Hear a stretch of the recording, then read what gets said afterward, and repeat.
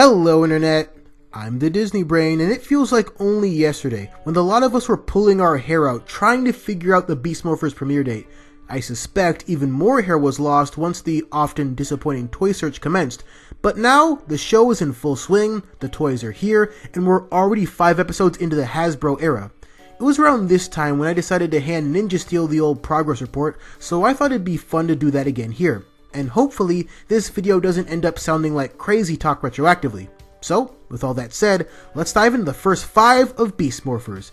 About a month back, we discussed the pilot episode in great detail. I still think it was an excellent episode, one that sets up a lot and sets the bar high for everything that's to come. Evil computer virus of unknown origins, name drops for villains of other seasons, and more actively present parents than the last 10 years combined. We all had legitimate reasons to be excited for the first time since Tyler brought a shovel to a laser fight. So, the question then becomes, how do the first 5 episodes build upon that insane level of expectation?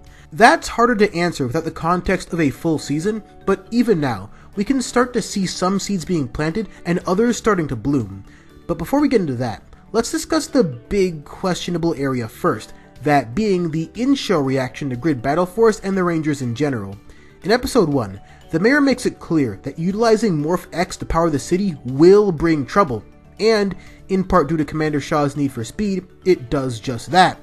But, credit to her for being a step above your typical commander that might have just ignored Devon's warning outright. Even still, there's no escaping the fact that Shaw and her team is partly responsible for the creation of 2 evil avatars, and that's without yet knowing how Evox even managed to get into GB's systems from a world he can't yet escape.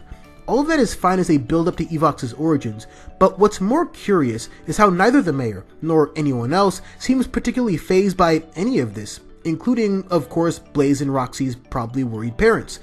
When it comes right down to it, the mayor was proven right. The enemy has successfully gotten their hands on a lot of Morph X so far, and that's on top of buildings and roads getting carved up every week. Now, we've already seen how steadfast his support of the Rangers has been, but here's the issue. Introducing a political figure into this story implies that his personal concerns should, at times, be very different from his professional ones. But Beast Morpher so far doesn't seem very interested in making him anything more than a good father, and also just a talking head when he does have to actually do his job. As mayor, the concerns of the people come through him. This should also be true of Zoe's mother, the reporter, who also had legitimate concerns about Morph X prior to its citywide installation. Keyword had. Call me crazy guys, but I figured the whole point of giving them jobs largely influenced by the whims of the people, for better and for worse, would finally give Power Rangers the accountability narrative that I've wanted to see for a while. Because the people would be panicking. They would be wondering where all these giant robots stomping through the streets are coming from, and who's paying for all the damages. Was the energy conversion worth it in the end? Most Ranger teams don't have to answer to their local governments, but this team actually does because their mayor approved of all this. So how is his office dealing with the aftermath? It just strikes me as very easy and very jarring when the 2 people who were first to question the Morph X project publicly also seem the fastest to abandon those questions, despite their jobs right now likely being tied to said questions. And all this at a time when GB is clearly worth questioning even further. But important to note is this. Everything I said here could still come to a head at some point, so this is the section I'm hoping becomes redactable in the future. But so far, it's hard to see. Seriously though, you fight in giant mechas for 25 plus years and there's not a single noteworthy J. Jonah Jameson inspired contrarian out there? In any case, it's plot points like these that make it hard to love Beast Morphers quite yet, even though I am very much a fan of what I've seen so far. The characters, save Ravi, have been solid or better across the board. And not on a relative scale either. This Devon kid, he just has it. And his dynamic with his father is looking like it'll be the strongest part of the show. And currently, Devon finds himself in the dubious position of technically having his father's respect, but also losing it. If they take their time with this, which they kind of have to since Devon isn't supposed to reveal his identity, we could really have something here. But what we'll end up getting out of the other Parent Ranger pairings is still pretty up in the air. However, Zoe does concern me a slight bit. Not because she isn't an extremely likable ball of sunshine, she's all of that, but because it seems like they're forgetting about how she initially failed to become what Roxy was supposed to be. Presently, there is nothing about her fighting that suggests she's less physically capable than Ravi, who was chosen for this, or Devon, who proved he could keep up with Blaze already. Maybe the whole point is that she was never actually that far off, but if that ends up being the case, their launching point would feel disingenuous.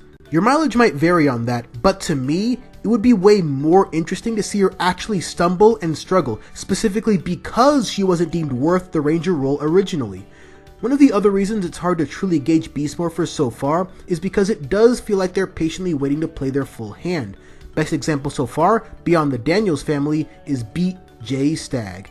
In episode 3, we get a great moment highlighting Nate's desire for a brother. In episode 4, Shaw informs him that it's dangerous to go alone. Take this. And then, the quick reveal in episode 5, which will soon lead us to our Gold and Silver Rangers. Now, if American J ends up being insufferable, it could all be for naught, but in terms of storytelling, I love the way they're setting things up here. And I love how interesting the villain side of things has already proven to be. All you really need to do with Ranger villains is give them a reason, any viable reason, to be the antagonist. Random warlords from outer space just don't cut it for me, unless said warlord has deeply personal reasons for being the bad guy. With Evox and the Avatars, you already have that in spades, and there's still a whole other major player to be revealed, as well as Evox's true origins. All of that is shaping up to be pretty good. And I think those points, more so than anything, speak to what we're getting with Hasbro. It hasn't been all that spotless for the reasons I touched on, but this wait-and-see approach is a really solid foundation for them to rebuild this franchise in their image. It's a far cry from Ninja Steel, which, as most of us will recall, operated in the exact opposite fashion, caring very little about earning the resolutions they forced onto us, and hardly any good came of it. But, more than any single plot point, or any one episode, Beast Morphers so far is just really fun to watch. It's never a tedious slog to sit through, the fight choreo actually feels alive for a change, this organization is smart enough to consider reverse engineering enemy tech, great detail, especially since the enemies already did that to our heroes, and I'm genuinely curious to see where all the parts fall, in more ways than one. And more than even that, I want to see this team succeed, to win, to eventually reward the faith each of their parents placed in them, as well as overcome the doubt now stirring inside the mayor's mind. Whether or not we get a great show out of this is still just a guessing game, especially with the inconsistent episode quality, but I have a hard time believing we won't at least get a good one. But I want to know what you guys think about the episodes so far. Comments are sometimes hard to get to, so don't be shy about joining my Discord server to talk Rangers and Toku with me and fellow fans. Also, for those of you anxious about my next Sentai review, slight change of plans.